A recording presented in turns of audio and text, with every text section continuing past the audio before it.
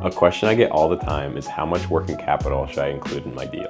Because working capital is one of the biggest deal killers, it's very good to try and figure out how much working capital you would need as early as possible.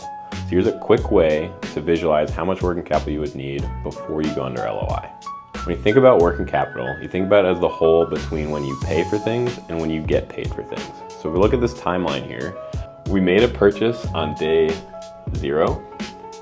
We then actually paid for those items on day 30, which means that it takes us 30 days on average to get paid. That's our DPO. Then on day 60, we actually sell that item.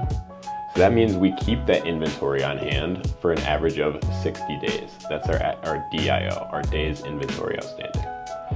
And then finally on day 90, we get paid for those items. So on average, between day 60 and day 90, it takes us 30 days to get paid. That's our days sales outstanding. So in total, the whole between when we paid for something and when we got paid was between day 30 and day 90, which is our cash conversion cycle, which is 60 days.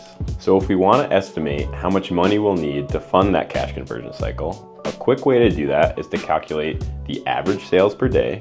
So if we take a business that does 1.25 million in sales, divide it by 365 days, we would get just over $3,400 in sales per day.